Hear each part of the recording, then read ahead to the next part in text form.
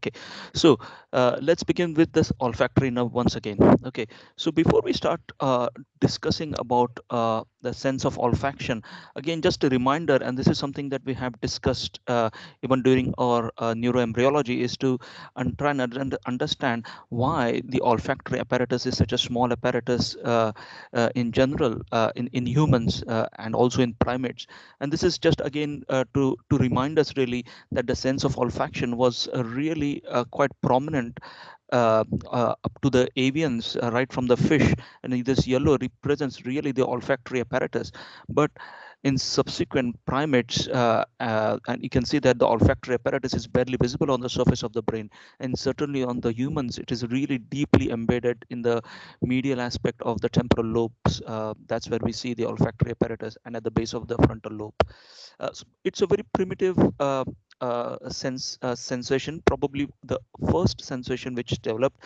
Uh, the other difference, of course, between the other sensory systems, i.e., pain, touch, temperature, and also the visual sensation, all of those other sensations relay within the thalamus before they get processed within the cortex. But the sense of olfaction is the one which really doesn't relay in the thalamus, and this relay center within the thalamus is replaced by a special area called as an olfactory bulb, and we'll look at that in a minute, before it then subsequently gets transmitted and gets processed in the other parts of the brain. And this is again reflected in the fact that the olfaction genes, though there are hundreds and hundreds of those genes, most of those genes are actually missense or nonsense genes, i.e., they do not code for any particular receptor in humans. So they're silent genes, and hence, just to emphasize that the sense of olfaction has really become less important during phylogeny, during evolution of life from primaries to the human structure. Okay, I have moved on to the next slides. Hopefully, you're seeing a second slide now. So now, just to remind ourselves before we again go into the details of the olfactory apparatus, to try and understand how it manifests itself. Uh, and all of these head and neck sensory organs, they develop as areas of thickening on this neural plate, on the neural ectoderm itself. So you have got the olfactory placode, which will give rise to the sense of olfaction, the lens placode, which will give rise to the sense of the visual sensation, and of course we have the otic placode as well, which will uh, give rise to the hearing system. So all of these are kind of derivatives of the neural ectoderm as areas of thickening, and subsequently these areas of thickening will form small pits, and we are now concentrating on this olfactory placode, which forms the olfactory pit.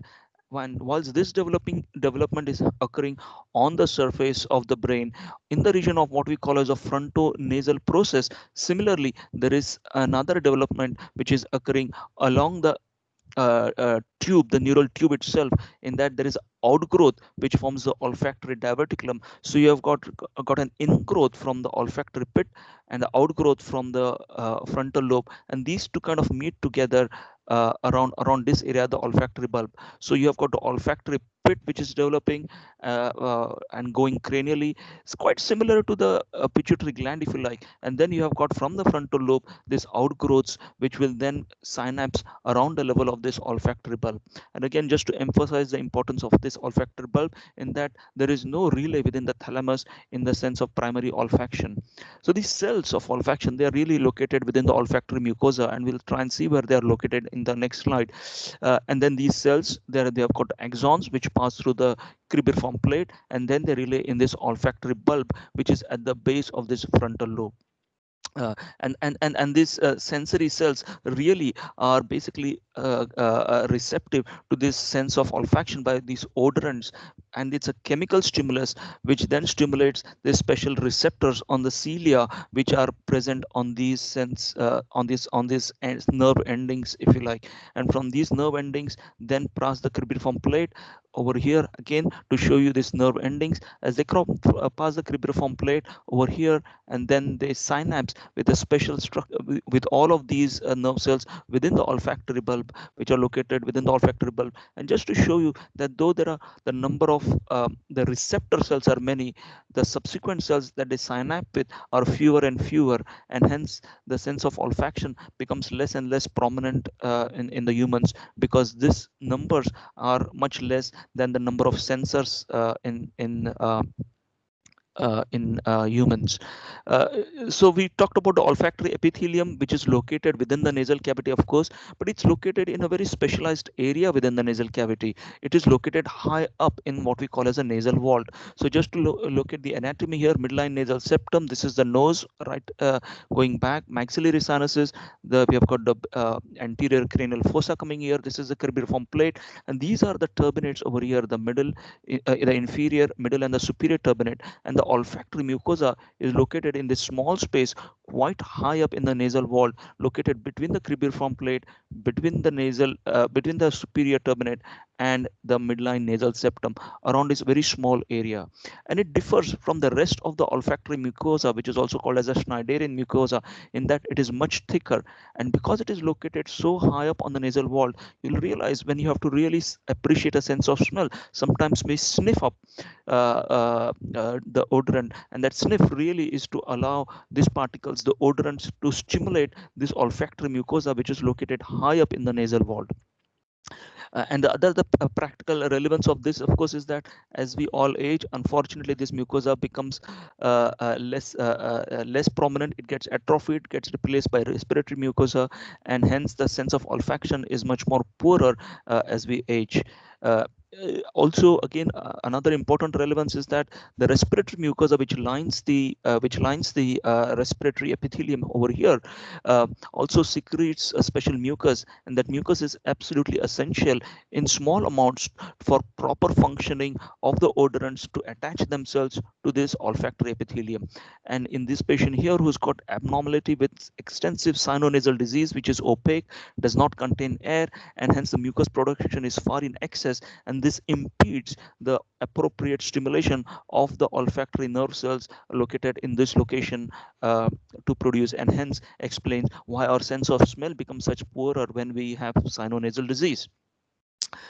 We talked about the olfactory bulb. As I said, it's located at the base of the frontal lobe, and it basically synapses with the olfactory nerve cells. And this is just a pictorial review of that. We have got the sensory epithelium, and again, just to show you how the number of cells become less and less. And from this olfactory bulb, you get the the axons, which are then going to carry this information towards the brain via what we call as the olfactory tract. So this olfactory bulb itself is a very, very special structure, and in fact it codes for the various stimuli received by these olfactory cells. And this code is a very specific code determined by the location of the cells, the geometry of the cells, and hence we can perceive various odors.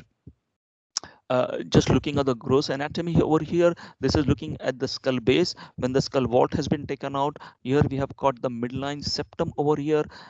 On either side is the cribriform, or the plate with the many holes in it to allow the hundreds of the nerve fibers of the olfactory nerves to be transmitted.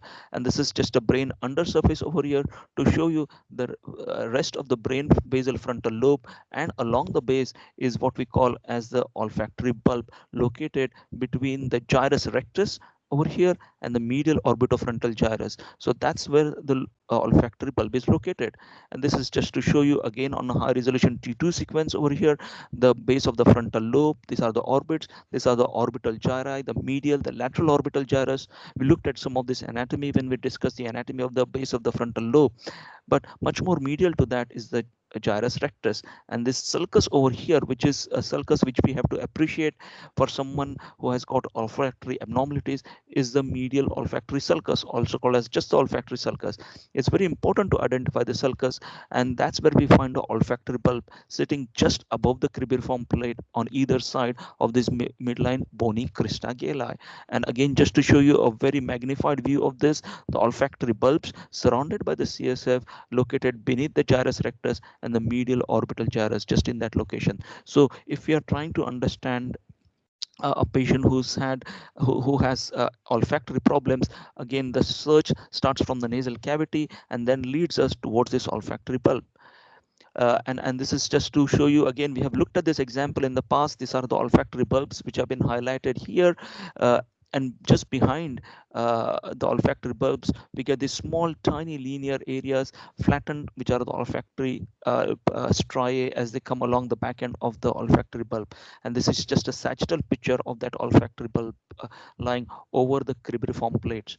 And I've shown you this example in the past. This patient has got Kallmann syndrome, where again it's important to realize that this medial this olfactory sulcus, which should be over here, is absent, and there are no olfactory bulbs located in this patient. Of course, the commonest cause for sense of loss of olfaction, apart from sinonasal disease, is going to be head injuries, and this patient has got significant contusions at the base of the frontal lobe, which would explain the disruption of the intricate anatomy in this location, explaining why they would get loss of olfaction. And this is the patient with a esthesioneuroblastoma, again explaining why they would be presenting with this same problem. I moved on to the next slide. Hopefully you're seeing the next slide, which is labeled as olfactory striae. Let me know if you don't. So these olfactory striae basically start at the back end of the olfactory tract. So you've got the olfactory bulbs, which are located just above the cribriform plate, and the tracts are these linear tracts we saw on the earlier slide, which then reach all the way to the back. This is the sagittal image, again going all the way. This is the axial image going all the way back over here. This is the basal frontal lobe over here. The temporal lobe has been cut open to show the medial aspect of the temporal lobe. Olfactory bulbs over here, olfactory bulbs, and then we get what is called as olfactory tract, which go along the length of the basal frontal lobe and right at the back end. And again, this is an axial T2 image over here. These are the basal frontal lobes, and right at the back end over here, they divide into in this area of the suprasellar cistern. This is just coming up to the optic chiasm. They divide into what we call as the medial, and there will be a lateral olfactory striae, which we are not seeing. And just to show you over here, this is the olfactory bulb and the olfactory tract, and then the medial, which are much smaller, and then the lateral olfactory striae. And it is these which then communicate with various nuclei in the brain to allow for processing. So you've got the medial and the lateral olfactory striae. Again, just to remind ourselves, medial are going to be closer to the midline, lateral are going to swing lateral, and synapse in the medial temporal lobe. So the medial are basically located, the striae communicate with this group of nuclei along the midline, the septal nuclei as they are called, and they are basically responsible for reactions to the sensation of olfaction, like like nauseating feeling or increasing salivation or promoting peristalsis. Whilst the lateral transmission of this olfactory striae, the lateral olfactory striae are going to first of all go into an area called as a piriform cortex, and it is this area, and I will show you on the MR in the next slide where exactly it is. It is located just above the medial temporal lobe along the inferior aspect of the corpus striatum or the lentiform nucleus. It's this kind of the C-shaped area, and from here it will get processed into the secondary and tertiary areas, which are located within the hippocampi, which are located within the temporal lobe structures, and also along the hypothalamus. So these are the primary areas, and then the subsequent secondary areas. And of course, the lateral olfaction is basically to try and characterize and memorize these odors as such.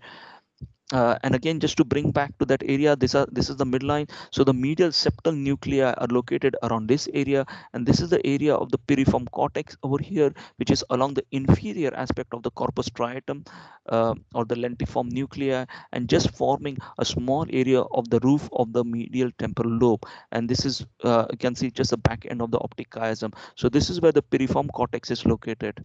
Um, and subsequently the information is then passed on to the hippocampus, is passed on to the temporal lobes. This is a patient who has got mesial temporal sclerosis who presented with olfactory hallucination. So just to remind us of the anatomy over here, this is the temporal horn, and this C-shaped structure over here is a hippocampus. And you can see the normal anatomy in this location of the hippocampus, the thickness. And in this patient, you can see the temporal horn is much widened as compared to this side. And that is because this hippocampus is atrophied because of mesial temporal sclerosis. This is that same patient showing signal change within the hippocampus, which is small in size, high signal with the dilated temporal horn, explaining the patient's olfactory hallucination. Uh, so that was sort of a quick tour through the visual system, through the olfactory system. We will next move on to the visual pathway. So I have moved on to the next slide. I'm hoping you can see my next slide now, which is on visual pathway, the optic pathway, which basically starts from the globe, of course. But again, to emphasize the phylogeny, it's important to recognize that these optic nerves are nothing but derivatives of the diencephalon, the thalamus. They are basically arising as outgrowths from the lateral aspect of the thalamus, the area what we call now in the adult as the lateral geniculate body. And then these nerve fibers subsequently traverse towards the developing optic placode that we saw on the within the embryo, and they synapse with the photoreceptor cells within the retina itself. And that's how the optic nerve pathway is actually a derivative of the central nervous system. So the optic nerve is, unlike the peripheral nerve, is not covered by Schwann cells, but it is covered by oligodendrocyte derived myelin itself. It will have its own dural covering. It will have its own PL covering as it's a derivative of the central nervous system. So you have got the optic nerve, which starts from the back end of the from the globe, traverses through the globe, the optic canal, decussates at the level of the chiasm, and then something strange happens. It not only relays itself within the lateral geniculate body, some fibers actually swing towards the midbrain and are responsible for the ocular reflexes, because that's where they will anastomose, that's where they will synapse with the oculomotor nerve, and we'll look at those and are responsible for the pupillary reflexes. And then subsequently the fibers will go along the optic radiation towards the visual cortex. And again, just to emphasize, looking at it more closely, this is the optic nerve head. When we talk of the optic nerve head, it's basically where the nerve starts itself. And how does the nerve start? Again, to look at the histology of the structure over here, the structure of the retina. These are the receptor cells, of course, the rods and the cones. And again, there are many receptor cells. And as we go along, they anastomose through the intermediate cells into this ganglion cell layer. And the optic nerve itself is a continuation of the axons of these ganglion cells, which form the optic nerve. And again, you will realize that there are many receptor cells, but only a few ganglion cells, explaining why our sense of acuity perhaps is not brilliant as some of the lower primates themselves. The density of this photoreceptor cells is maximum around the fovea, again explaining why the acuity is maximum. But this is a blind spot, the optic nerve head, which is located around here, because there are very, very sparse photoreceptor cells, because this is an area which is traversed by the optic nerve itself. So that is what we see over here. You've got the optic nerve, which is this gray band. The white area around it on this T2 structure is the CSF, and that's the optic nerve head over here. And this is a young kid with what we call as a morning glory syndrome, which is a kind of a developmental anomaly at the optic nerve head, which allows this anomaly to develop. Basically, you can see a very small outgrowth over here, and a fibrous tissue which develops along the optic nerve head, which is responsible for poor vision in this individual. It can also be syndromic or an isolated abnormality. So continuing with the optic nerve, starts at the back of the retina, goes through the orbit along with its CSF sleeve, passes through the optic canal. And we have looked at some of this anatomy when we talked about the pituitary area and the cellular region. Decussates, we know which are the fibers which decussates. It is the nasal fibers which are going to decussate, go to the other side, and the temporal fibers are going to carry on along this side. And the temporal fibers here are responsible for the nasal field of view. So the nasal field of view fibers are going to go along the lateral aspect and are not going to decuss it and are going to continue along the same side. And this is to show you the anatomy on the CT scan. Optic nerve, this is the optic canal over here, located between the anterior clinoid process of the sphenoid and the sphenoid body itself, and just lateral to that is a superior orbital fissure. So the optic nerve goes through this canal over here, but the superior orbital fissure transmits many structures, and we'll look at them in the later on. But the most important, of course, from our point of view or discussion, is the third, fourth, and the sixth cranial nerve, which pass through that area over here. This is just a coronal view showing the optic nerve. We are looking at this area now. The optic nerve has already come out from the optic canal. So this is now into the intracranial portion of the optic nerve itself, which is this is again the coronal view to demonstrate the optic canal itself. And as we go past beyond the optic canal, we come into the optic chiasm over here. We have looked at this example before. You can see the optic nerve on this side. These are the this is the middle cerebral artery flow void. This is the supraclinoid internal carotid artery. Just above this slide, hopefully you would have seen the anterior cerebral artery. This is the middle cerebral artery on this side. This is the anterior clinoid process, and this is an aneurysm of the internal carotid artery along what we call as the ophthalmic segment over here, and you can see how it is compressing against the optic nerve, which would be responsible for the visual problems of this patient. And this is again to show you the coronal picture of the optic chiasm with its relation to the supraclinoid internal carotid artery, but much more important, the A1 segment of the anterior cerebral artery is very intimately related to the optic chiasm. And this is a normal disposition where the ACA is in the suprachiasmatic location. You can have anomalies where the ACA can be infrachiasmatic as well. And this is again a clinical example of a patient who has got septo-optic dysplasia. Septo, i.e. there is no midline septum, and optic as in there is optic chiasmatic atrophy on this patient. So that's the optic chiasm.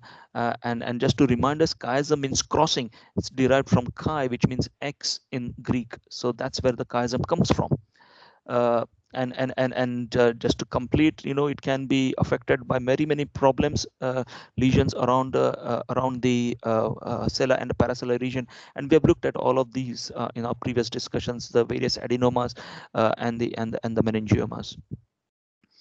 So as we go beyond the optic chiasm, we enter into what we call as the optic tracts. So these optic tracts are, so remember, these are still the axons of the ganglion cell layer. We still have not synapsed. These optic tracts are going to go behind the chiasm as they traverse, and then they are going to enter into this space between the temporal lobe and the midbrain, which is going to be start of the ambient cistern over here, or perimesencephalic cistern, which is here on the coronal view over here. So we have got a section just behind, just around here, where we have got the floor of the third ventricle.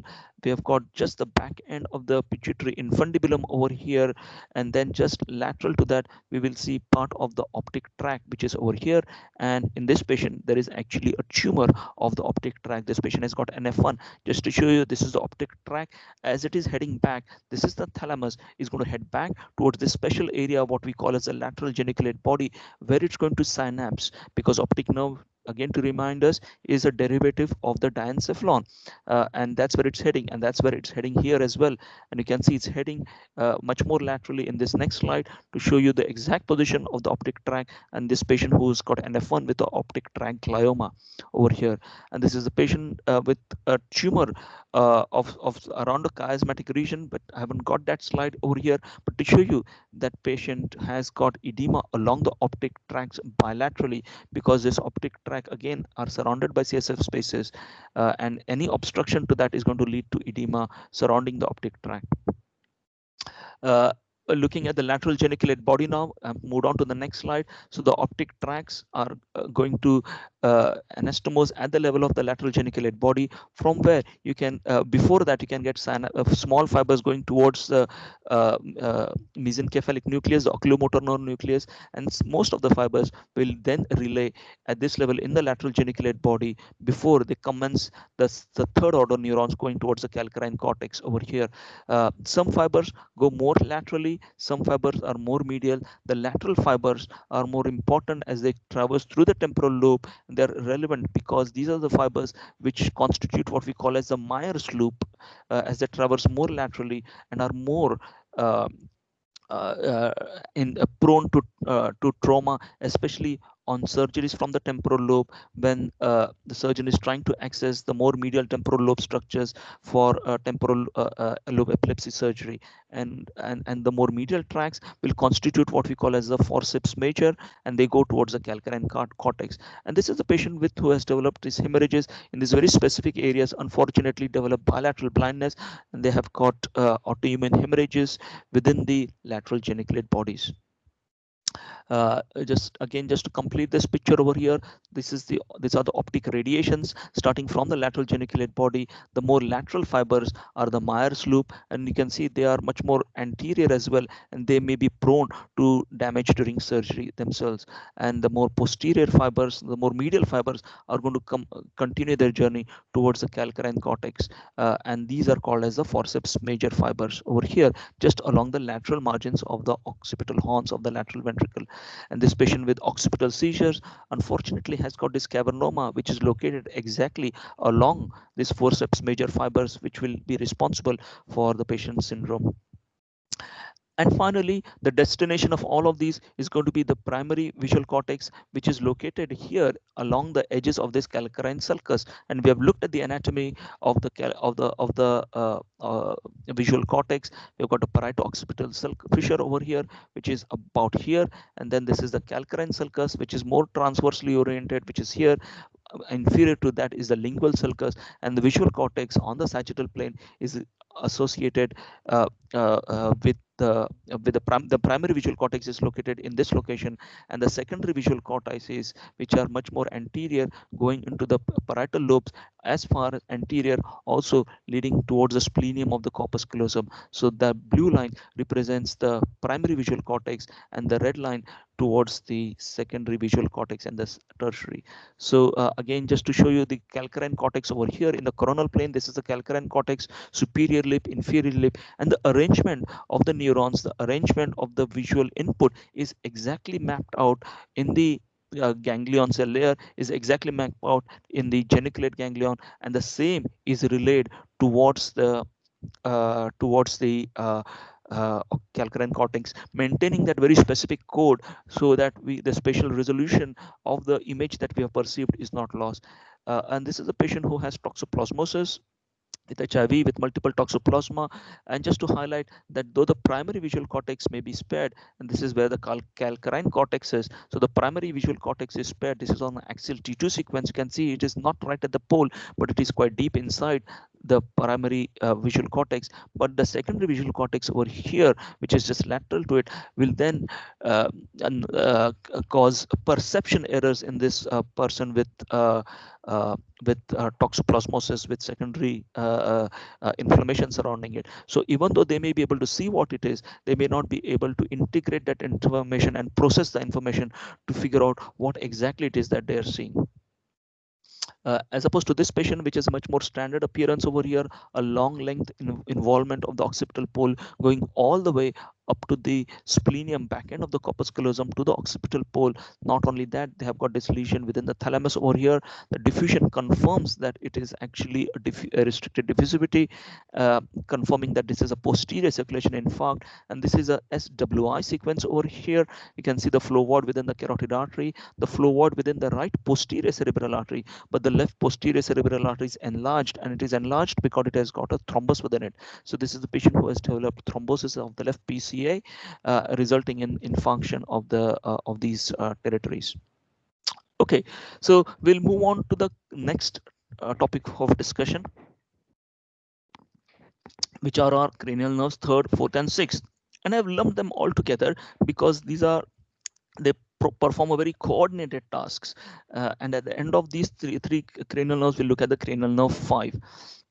So just to remind ourselves about the organization of these nuclei, and we'll just take a revisit to our embryology discussion that we have had a couple of months ago, just to understand how these nuclei are located and why are they located in that area.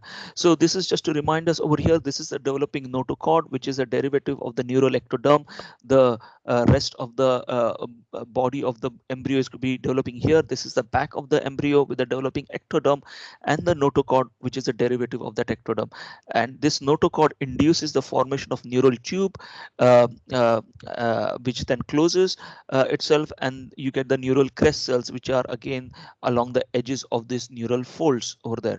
And the notochord then induces these cells which line the neural tube by specific morphogenetic proteins. And we have talked about them, the sonic hedgehog, and also some of the specific morphogenetic proteins from this neural fold. And they then allow differentiation of these ependymal lining cells to form into a specific group of cells. So ones which are dorsal will form the sensory system. The one which is more ventral will form the motor system. And that's how these nuclei, which are proliferating from this neural tube, will then try and organize themselves to form either the afferent system here, somatic and visceral over here, as well as ventral. They will form the visceral and somatic efferent system, i.e. the motor system. So this is kind of what the plan is in a developing spinal cord within an embryo. And this is again reflected within an adult. What happens? So you have got the dorsal area areas over there which will form the somatic afferent sensations. The visceral ones are then centered around this intermediate horn, and they are responsible for the sympathetic or the autonomic nervous system, responsible for the more visceral afferents.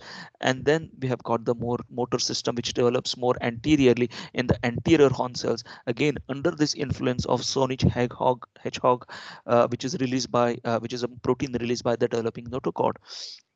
But as we come from the spinal cord towards the brainstem, just imagine as if this lip over here, this sulcus, is opened up, and hence the motor nuclei are going to be much more medial, and then the sensory nuclei are going to fan out laterally. And this is what happens over here. The sensory nuclei over here are much more lateral, and the motor nuclei are much more medial. And this is a basic plan of the brainstem, where the motor nuclei, the 12th nerve nucleus, and you'll see the oculomotor nerve nucleus, the 6th nerve, the facial nerve, they're all concentrated along the medial aspect of the brainstem, whilst the sensory nuclei, which includes the trigeminal nerve nucleus, which includes the cochlear or the vestibular nuclei, and the sensory division of the trigeminal, they will be much more lateral. And this is again that basic plan I was talking about. So you have got the third nerve nucleus, the fourth nerve nucleus, the trigeminal motor nucleus, the abducens, the 12th nerve, all located much more in the median paramedian location, whilst much more lateral we have got the vestibular nuclei, the principal nucleus of the trigeminal nerve, and the cochlear, seen much more laterally. So it's important to just to understand this basic plan, how it develops from the embryo, how it develops from the spinal cord, and how it is reflected within the developing brainstem. uh, and again, when we talk about the third, fourth, and sixth, now it's important to understand they have got a intercom between them. It's like an intercom. So they talk among themselves. They don't have to rely on other nerves to or other pathways. They've got is a very superway highway between them, which is the medial longitudinal fasciculus, which is kind of located just ventral to the floor of the ventricle on either side of the midline, the small area over here. And any anomaly, typically multiple sclerosis or infarction, is going to prevent these cranial nerve nuclei from talking to each other, and hence manifesting as either as ophthalmoplegia or with nystagmus, because the coordinated movements of the eyes is going to be hampered. So again, going through the what is a commonality between the third, fourth, sixth nucleus over here? Of course, they are all supplying the muscles of the eye. The third nerve responsible for the majority of the muscles, the superior rectus, the oblique, the inferior rectus, the oblique, and the medial rectus, whilst the trochlear nerve, which is a fourth nerve, which supplies mainly the superior oblique muscle, and the abducens supplies the lateral rectus muscle over here. So that's the basic plan over there. They all pass through the lateral wall of the cavernous sinus, and we have seen this when we looked at the cavernous sinus anatomy, and they all pass into the orbit through a very small area called as a superior orbital fissure. And we'll look at the anatomy of the superior orbital fissure in a minute.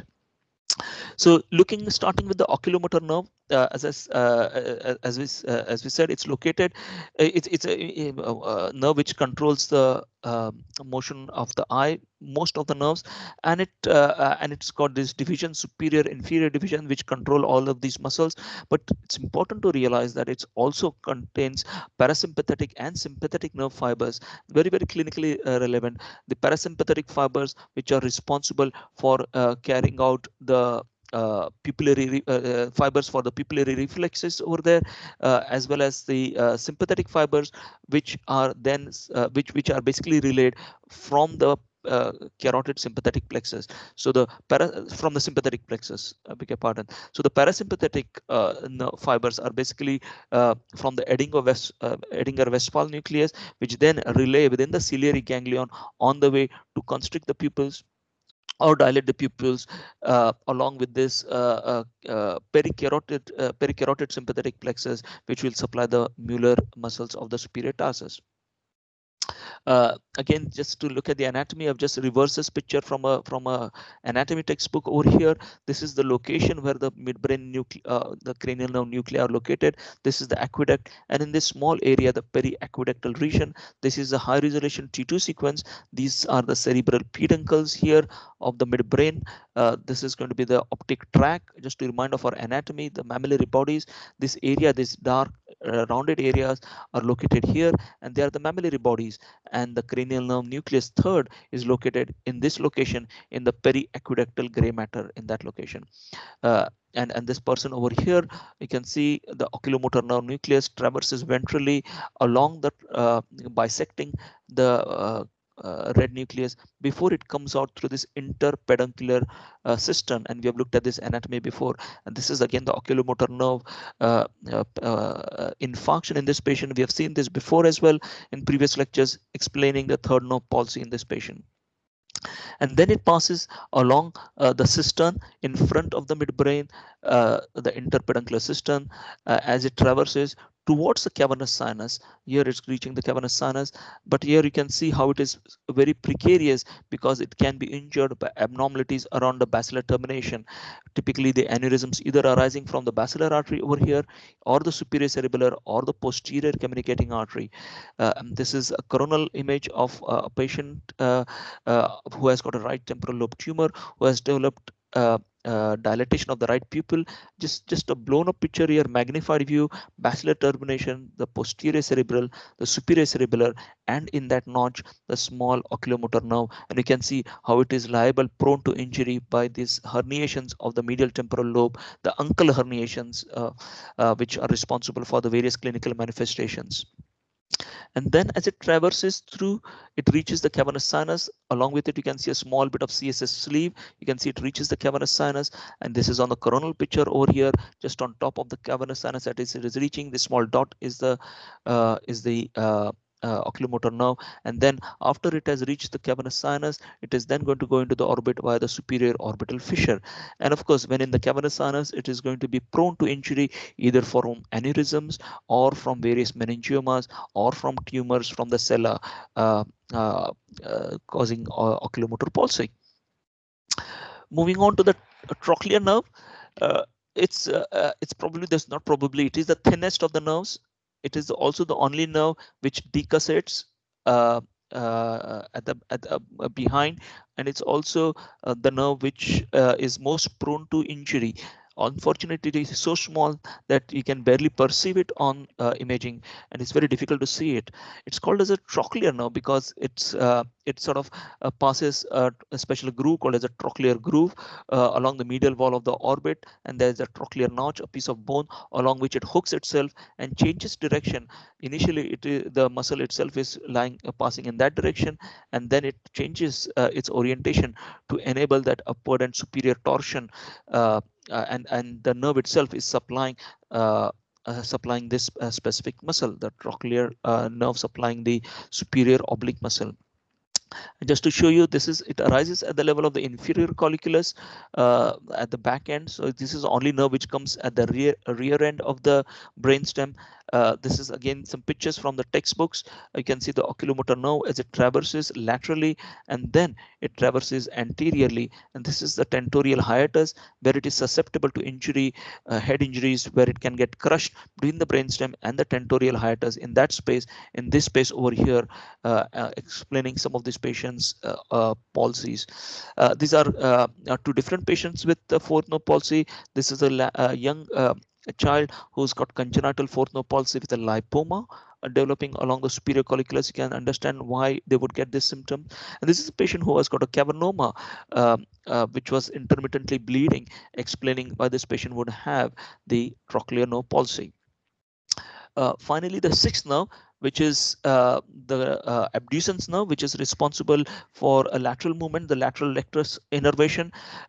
It comes right at the bottom end of the pons, at the almost at the pontomedullary sulcus, as we call it. Starts at the along the floor of the fourth ventricle fourth ventricle, traverses through the cavernous sinus, and then enters the superior orbital fissure and supplies the lateral rectus muscle. Uh, and again, just a pictorial depiction of the same over here. This is the abducens nerve, and these are the fibers of the abducens nerve. We will look at the facial nerve in our next discussion, but the facial nerve kind of loops around, forming this bulge along the floor of the ventricle.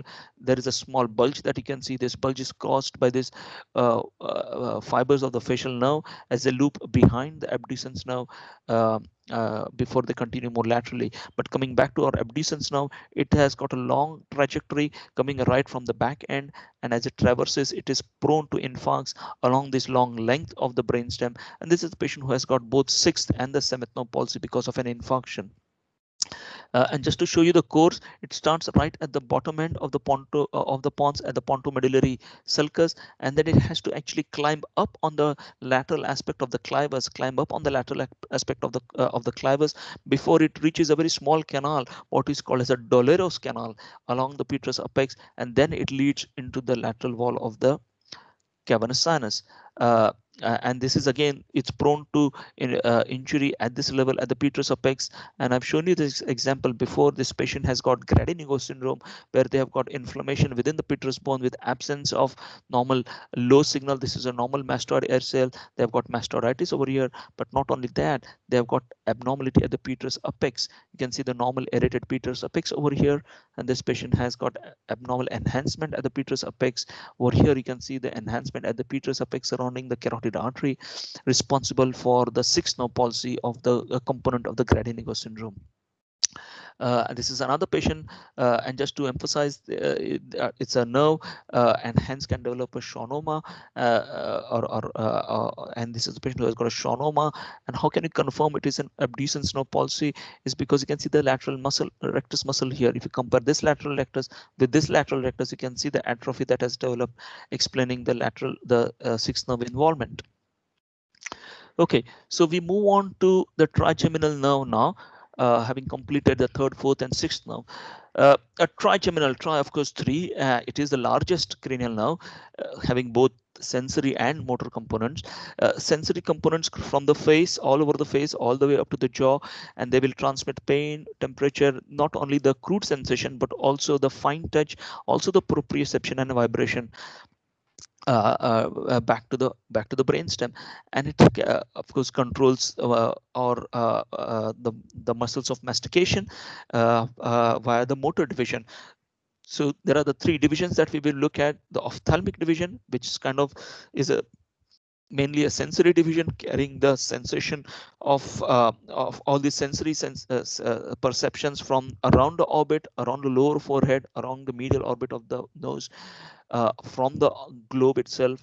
The maxillary division, which is kind of more relevant along the floor of the orbit, along the maxilla, from the nose lateral wall, but also some of the fibers of the maxillary nerve will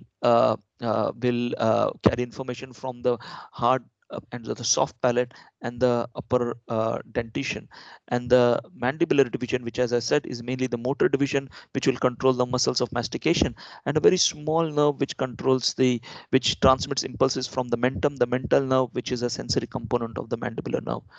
And again, just to show you these nerves, uh, which have got these various divisions, the oculomotor, the maxillary, and the mandibular divisions, uh, of which the maxillary and the oculomotor are principally the sensory divisions, and they will relay within the sensory root, which is located within the trigeminal ganglion. So the trigeminal ganglion is principally a sensory ganglion, because the motor fibers do not relay in this ganglion. They will pass unimpeded directly into the muscles of mastication. The only relay that occurs is around the secretory ganglion, around about here. So we will look at the nuclei now. Again, the same plans hold true. Remember, we discussed this earlier. The medial nuclei are the motor nuclei, but the trigeminal nucleus is principally a sensory nucleus, and it is located a little bit laterally. The sensory nucleus, of course, it has got three components. It has got a mesencephalic. It's a very long nucleus which starts from the mesencephalon, i.e. the midbrain, and it has gone the main principal sensory component over here, which is located at the level of pons, and then a smaller component in terms of diameter, but much more longer, which is the spinal component, which goes all the way beneath the foramen magnum as well. And these different components have got different functions. So the main sensory nucleus will perceive the sensation of crude touch, of fine touch and pinprick from the face, whilst the mesencephalic is responsible for the proprioception and is also responsible for the jaw reflexes, whilst the lower one is the spinal is more akin to the crude touch uh, uh, and pain. The motor nerve nucleus, which is much more medially located, is responsible, of course, for the motor component, the mandibular component. Uh, and this sensory information that is collected from the ophthalmic, from the trigeminal divisions, as I said, it relays in the trigeminal ganglion, which is located in this area over here at the close to the petrous apex, just at the back end of the Meckel's of the cavernous sinus, and we call it the Meckel's cave. That's where the trigeminal or the semilunar ganglion is located. And these fibers, as they traverse from the trigeminal ganglion, the second order neurons will traverse into along the nerves and then relay themselves into this trigeminal nucleus, which is located along the lateral aspect, as I said, of the fourth ventricle or the brainstem. Whilst the motor nucleus, which is much more medially located, is going to pass again through the same bundle over here, but it does not enter much into the Meckel's cave, because it leaves into the cavernous sinus, because it leaves the Meckel's cave much more earlier on and has got a more vertical path, because it has to supply the neck muscles of mastication, and we'll look at that in a minute. So this is again just to show you pons. So this is where the pontine nuclei will be located. This is the intraaxial course of the trigeminal nerve. This is how they have to traverse before they come out. This is a patient with multiple sclerosis with trigeminal sensory symptoms, and you can understand how this corroborates with that. Uh, these are different groups of patients over here, again just to show you the cisternal segment of the trigeminal nerve, as it goes out through the cerebropontine angle cistern, leads towards the trigeminal ganglion located in the Meckel's cave. And it's important to identify this small CSF space with the tiny rootlets within it. And in this patient over here, you can see that the CSF space is obliterated, because there is an area of low signal over here, which is a schwannoma of the trigeminal ganglion, uh, which uh, which is responsible for the patient's symptoms. This is another patient who has got herpes zoster infection. And just to show you the course of the trigeminal nerve, so the infection starts within the ganglion, because that's or has been related to the ganglion from the receptor cells. But from here you can see how the intraaxial fibers can be involved, as well as on this post contrast scan. And this is just to show you the trigeminal nerve mandibular division. So you have got the Meckel's cave over here with the trigeminal rootlets, and this is a patient who has got the schwannoma within the Meckel's cave, and this is the mandibular division over here going down into the upper neck over like these are the pharyngeal muscles, and these are the muscles of mastication. And you can see between the pterygoids and the medial pterygoid and the mylohyoid muscle, you can see this small nerve which projects laterally, and this is what we would call as the mandibular division. And in this patient over here, you can see the tumor extending into the mandibular division of the trigeminal nerve. So just to highlight the anatomical principles of the divisions of the trigeminal nerve. So again, coming back here, this is the cisternal portion over here. This is the trigeminal nerve, and you can see that there is something located in this area over here, which is not allowing us to look at the rootlets of the trigeminal nerve clearly. This is the same patient on the T1 weighted sequence, showing that the trigeminal nerve, you can just about see it pushed more laterally because of a lesion which is highlighted on this diffusion scan, which is indeed an epidermoid, which is involving the left trigeminal nerve, giving rise to the trigeminal symptoms. And this is a much more larger tumor of the trigeminal nerve along the cisternal portion, but also extending into the cavernous sinus and into the sella, showing the true orientation. This orientation of the tumor gives us the clue that this is a tumor involving the trigeminal nerve. For the neurologist and the neurosurgeons amongst us, just to show you that the trigeminal nerve as it traverses can be prone not only to tumors but or to vessels, but to this specific condition what we call as the neurovascular conflict, where it can be indented upon by the vessels in that area. And the typical vessel which does that are branches of the basilar artery, like the superior cerebellar artery, or occasionally the anterior inferior cerebellar artery as well can reach up to that area. Sometimes occasionally you can have veins traversing this area. It's not uncommon to see, but what we are interested in seeing is this area, very specific area, which is within a couple of millimeters of the exit point of this nerve from the brainstem, what we call as the root entry zone, where there is a change in the uh, lining of the myelin. There is a making them much more susceptible to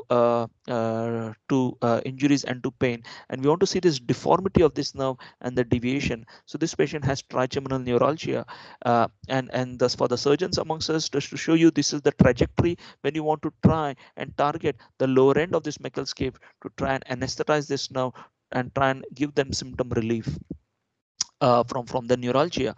Uh, and again, just to finish the discussion on the fifth nerve, cisternal portion over here, you can see this patient has got an anomalous communication between the back end of the cavernous portion of the carotid artery and it joins with the basilar artery. And we have looked at this in the past, and we'll discuss this again when we look at the neuroembryology and the vascular anatomy. This is a persistent trigeminal artery. It has nothing to do with the trigeminal nerve, but this is a primitive communication between the basilar artery and the cavernous carotid artery.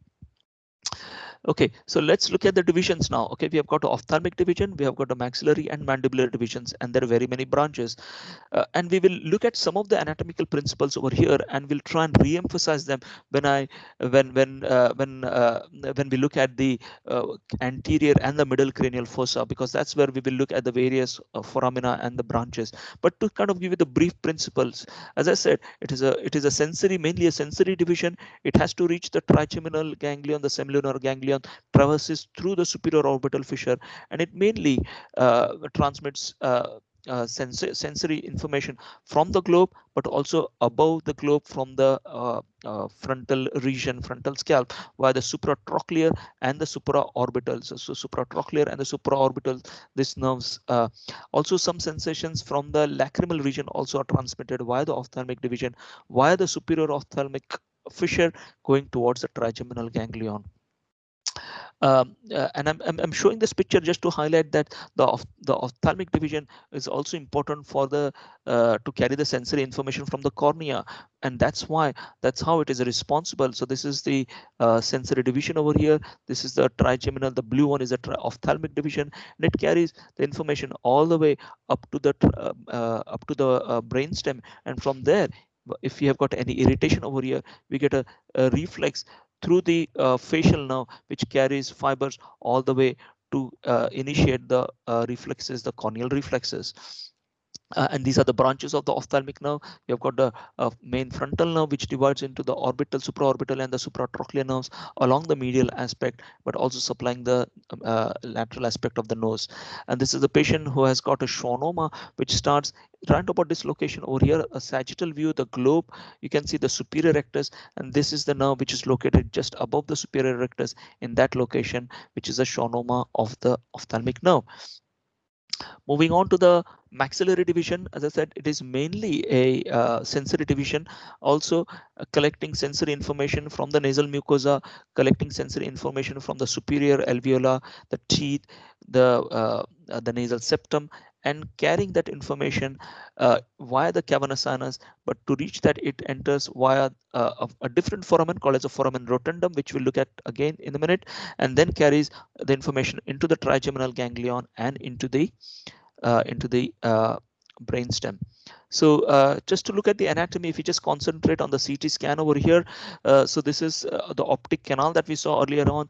These are the clinoid processes. The optic nerve is going to go around this here. So the lateral aperture, which is lateral to the anterior clinoid process, is the superior orbital fissure, which is going to relay the third, fourth, sixth nerves as they traverse into the orbit. And the uh, maxillary division does not enter the orbit through the superior orbital fissure, but it has to enter the orbit via a separate foramen called as the foramen rotundum, which is below this level. And you can see this is where it enters into the orbit via the foramen rotundum, and also another division which goes into the orbit along a separate fissure called as the inferior orbital fissure. We will look at all this anatomy again when we look at the anterior skull base. We talk about the anatomy of the pterygopalatine fossa.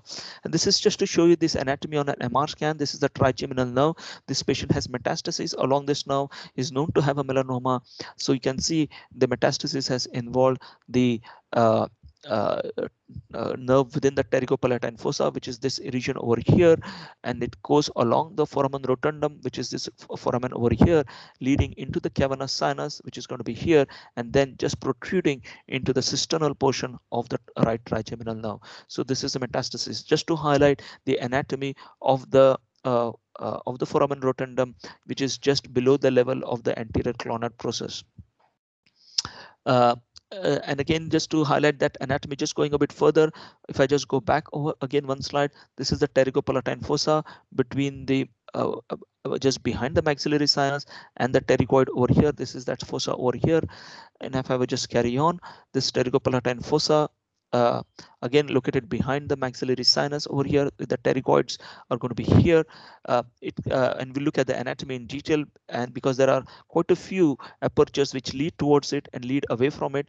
But from our discussion point of view from today is that the pterygopalatine fossa, which carries the fibers of the maxillary nerve, will transmit these fibers towards the nose and towards the palate, and these are the palatine foramina.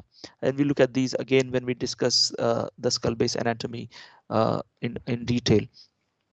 And just to show you in the coronal picture over here, this is where the kind of the pterygopalatine fossa is located, and from there you get the branches of the maxillary nerve, and this is the infraorbital nerve on the right side, and this other person has got a tumor of the infraorbital nerve on the left side. But just to show you the anatomy of the infraorbital nerve, which is a branch of the maxillary nerve which starts from the from the maxillary nerve and enters via the inferior orbital fissure.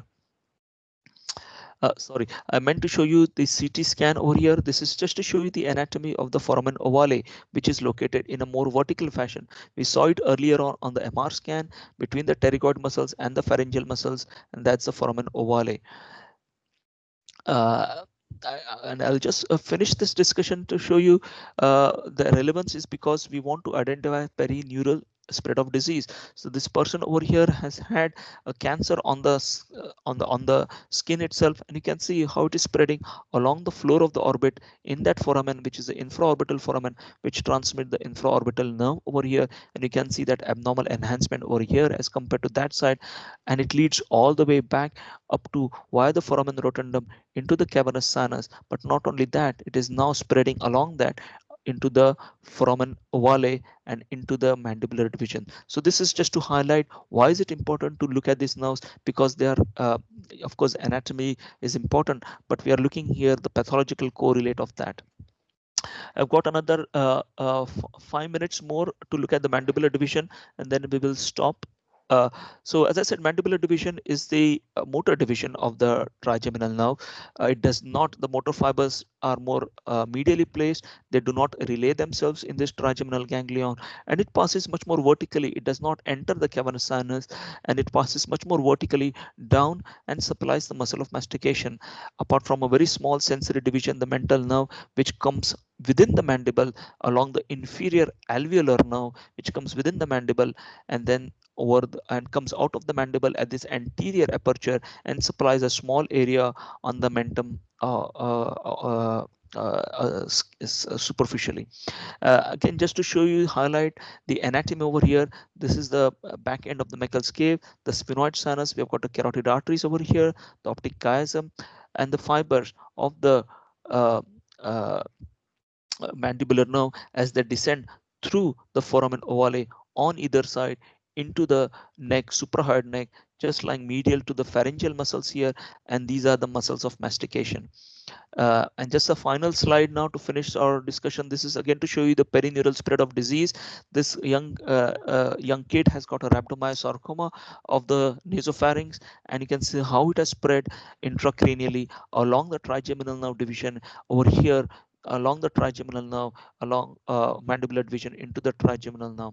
This is another patient who's got a parotid tumor, and this is located. This is the coronal picture. So this is the mandible over here, the parotid gland over here laterally, the muscles of mastication. This is the pharyngeal pharynx with the oropharyngeal structures, the nasopharynx. This is the sphenoid sinus.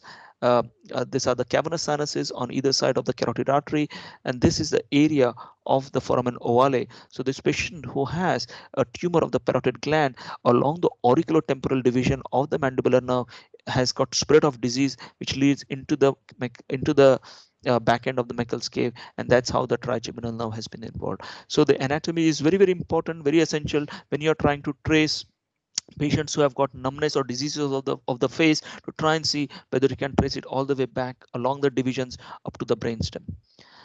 So that was kind of a tour through the trigeminal nerves. I think that was the last slide. Yes, I think that is the last slide. So you have looked at the olfactory nerve, we have looked at the optic nerve, the third, fourth, sixth, and of course the fifth nerve at the end.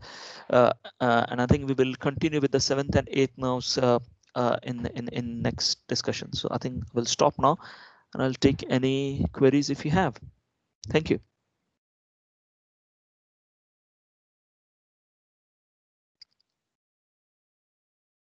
Are there any questions for me?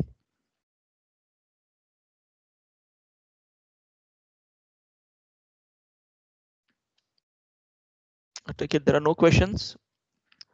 So we'll end the discussion today.